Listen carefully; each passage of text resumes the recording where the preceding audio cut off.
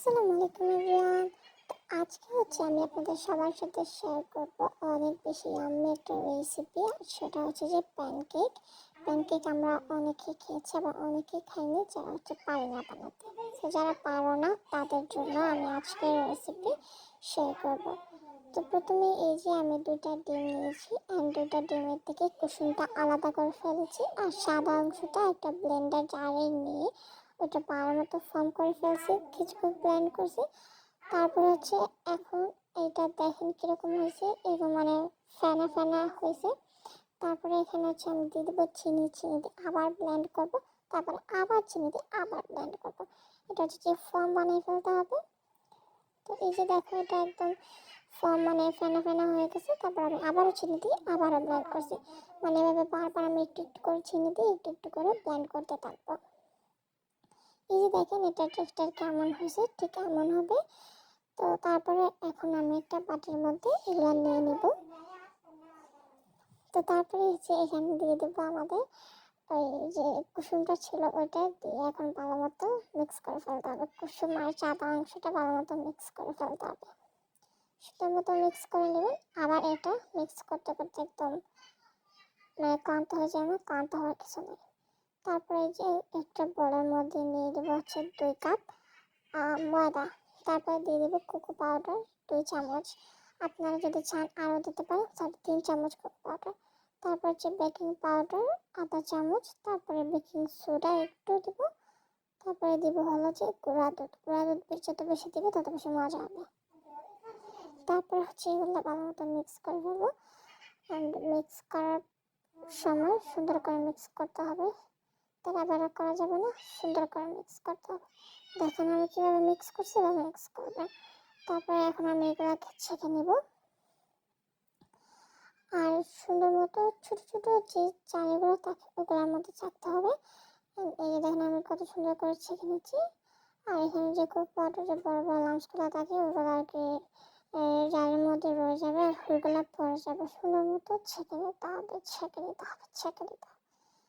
তারপরে এগুলো আবারও সুন্দর মতো মিক্স করে ফেলতে হবে, সুন্দর মতো মিক্স করে ফেলতে হবে। তারপরে এই যে দেখেন আমি কত সুন্দরভাবে মিক্স করছি। আপনার চাইলে কিন্তু এখানে ভ্যানিলা এসেন্সও দিতে পারেন, বা এটা চাইলে বিটার যেটা আছে বিটার দিয়েও এটা যে মিক্স করতে পারেন। বা যেহেতু আমি গরিব, আমার কাছে বিটার নাই, আমি হ্যান্ড উইক্স দিয়েই মিক্স করছি। যারা আমার মতো গরিব তারা তো হ্যান্ড উইক্স দিয়ে মিক্স করবেন, যারা বড়লোক তারা বিটার দিয়ে মিক্স করবেন। তারপরে তো এটা আমি ভালো মতো মিক্স করে ফেলতেছি, ভালো করে মিক্স করে ফেলতেছি। অ্যান্ড দেখেন এটা আমি কত সুন্দর আস্তে আস্তে আস্তে আস্তে আস্তে আস্তে আস্তে আস্তে মিক্স করছি। তারপরে এই যে আমি এখানে দিয়ে দেবো হালকা পানি, কারণ আমার এটা বেশি ঘন হয়ে গিয়েছে। পানি দিচ্ছি। এখন অনেকে বলতে পারে এখানে তো লিকুইড দুধ দিতে পারে। লিকুইড দুধ দিব না, কারণ আমি আগে অনেকগুলো গুঁড়া দুধ দিচ্ছি, এখন দিলে আমাকে ঘর থেকে বের করে দেবে।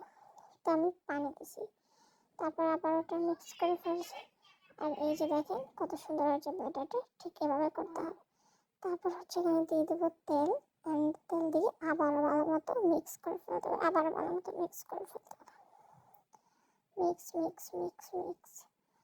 তারপরে এই যে দেখেন এটা কেমন হয়েছে, কত সুন্দর স্মুথ হয়েছে। এখন আমি এগুলো সুন্দর মতো প্যানকেকের শেপ দিয়ে ভেজে নেব। এই জন্য একটা বাটিতে তেল নিয়েছি, আর ব্রাশ নিয়েছি, আর একটা প্যান নিয়েছি। এখন কড়াই প্যানটা বসিয়ে দিলাম। তারপরে বসিয়ে দিয়ে এটার মধ্যে আমি তেল ব্রাশ করে দিলাম, ব্রাশ দিয়ে তারপরে এই যে প্যানকেকের মিশ্রণটা দিয়ে দিলাম। অ্যান্ড একটা ঢাকনার সাহায্যে ঢেকে রেখে দেবো। 2 মিনিট পর দেখবেন যে এটা কত সুন্দর সবকটা হয়ে গিয়েছে। এখন এটা জাস্ট খালি একটু উল্টাই দিতে হবে। অ্যান্ড এভাবে করে আমি সবকটা ভেজে নেব। সো দেখতে থাকেন আমি কীভাবে ভাজতেছি। অ্যান্ড আপনারা চাইলে কিন্তু এটা ভ্যানিলাও বানাতে পারেন। ভ্যানিলা বানালে জাস্ট খালি কোকো পাউডারটা স্কিপ করবেন, কোকো পাউডারটা দিবেন না। ভ্যানিলাটাও কিন্তু আরও বেশি মজা হয়, বাট আমরা যেহেতু সবাই চকলেট লাভার, এই জন্য আমি চকলেট দিয়ে বানাইতেছি, ভ্যানিলা দিয়ে বানাইতেছি। তো এই যে দেখেন কত সুন্দর ছিদ্রযুক্ত হয়েছে।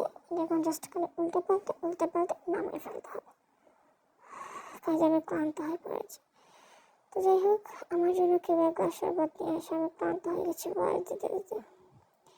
তারপরে এই যে দেখো আমি সুন্দর মতো সবকটা বানিয়ে ফেলতেছি। আর কত সুন্দর চিত্রযুক্ত হয়েছে, একটু লক্ষ্য করলেই দেখতে পারবেন। আর এটা না অনেক অনেক বেশি আমি হয়েছিল, আমি আগে একটাও পাইনি, সব শেষ হয়ে গেছিল। তো এই যে দেখো এভাবে করে আমি সবকটা বানিয়ে ফেলছি। আর এত এত বেশি মজা হয়েছে, তোমরা যারা যারা পারো না তাড়াতাড়ি রেসিপিটা দেখে ট্রাই করে ফেলো, তোমাদের সবার কাছে অনেক অনেক বেশি ভালো লাগবে। অ্যান্ড এটা কিন্তু খুবই মজার একটা রেসিপি, তোমরা যারা হচ্ছে যে সফট রুটি খেতে পছন্দ করো এটা অনেক বেশি ভালো লাগবে। আজকে ওটা এই পর্যন্ত, বাই বাই।